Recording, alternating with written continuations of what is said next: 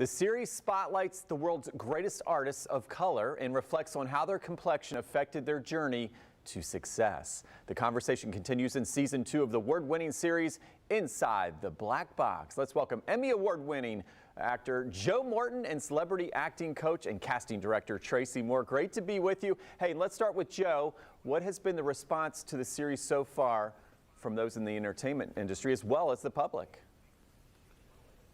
Well, I mean, I think the response has been very strong. I think people are overjoyed by the fact that there is a show like this on television that actually does two things. On one hand, it brings, as you say, a high talent to the show to talk about not their new movie or not their new book or not their new whatever, but to talk about what their journey has been within this industry as a person of color, which underlines something that's very important to us, which is that the first thing you have to learn how to be is an artist, because you will always be a person of color, and that's the lesson that our students, our on-camera students, get and are able to sort of then fulfill as part of the afternoon or evening's episode. Yes, for sure. And Joe, is there a story that stands out either from personal experience or from a colleague about the role of race in their career? Well, I mean, from my own personal experience, it's a story that I've told before. When I went up for Terminator 2, at some point, James Cameron asked me why I thought that part was important. And I said, well, it was important because of a joke that Richard Pryor had told. And he said, well, what's that? And I said, well, Richard Pryor said that the reason that Hollywood either kills off people of color at the beginning of a sci-fi film or we're not in the film at all is because Hollywood doesn't think we're going to be here in the future.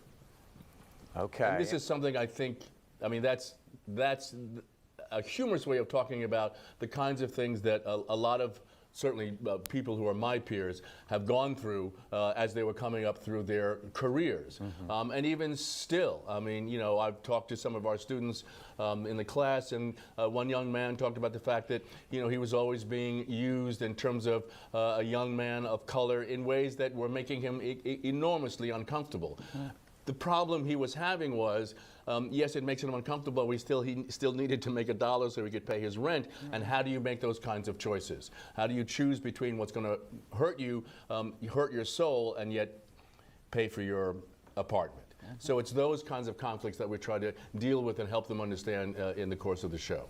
Yeah, that's very important, and thanks for bringing that to light. And yes, we still have a long way to go, and here we are in 2022. So, Joe, how have things changed from when you started your career compared to today?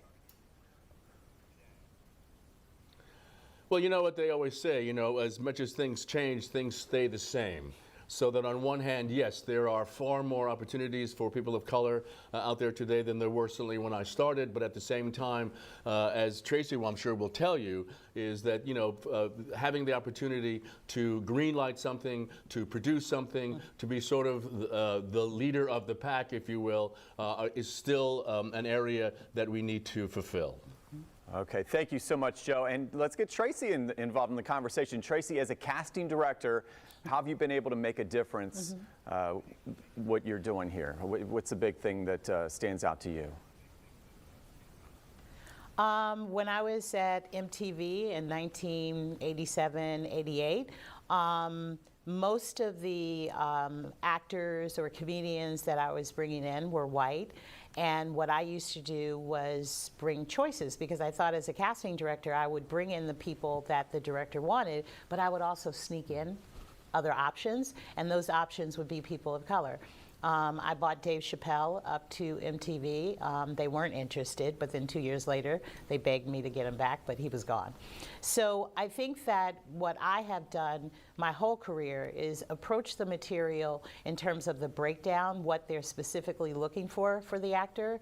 But a black man could be a police officer, or a woman could be a detective. And so in bringing other choices of color in, and bringing people of color in, I believe that that opened doors and minds to other possibilities instead of stereotypical views of characters.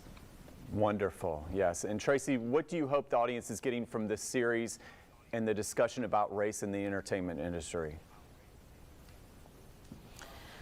Well, the first thing is the discussion, because if we don't know what the problem is and if we don't talk about it, it still exists. I mean, we're talking 2022 right now, and there are still obstacles and hurdles that people of color are jumping and leaping over.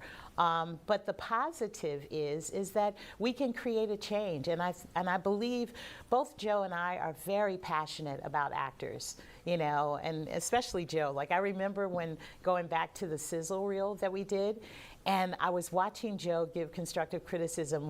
We had one of the actors do his monologue, his famous monologue, "You're just a boy," and when I watched him, I said, Joe should be a professor, like at NYU or Columbia, or like I was giving him jobs and he didn't even know. But I love the fact that he was just as passionate as I was with the actors, because the truth is, without actors, there's not a camera that's going to be mounted, there's not a script supervisor, no one is doing anything without actors. That's the truth. Yes. And so who really has the power? The actors. And then as they evolve in their career, they have the power to say, I want this director or this casting director. So sometimes actors are not as championed as they should be, and that's the common denominator that we have. And then the education, the awareness to what is going on in this industry, or continuing to go on in this industry for people of color. And let's make a change. It's time to shift. It's time to think outside the box, and now that everyone is woke, now it's time for action. Right, wonderful. Well, I can't thank you enough, Joe and Tracy, for the wonderful message. I love your passion. I love the awareness you're bringing to the industry. And just head to our website for more information on this. And of course, you can go there and check it out at firstcoastliving.net.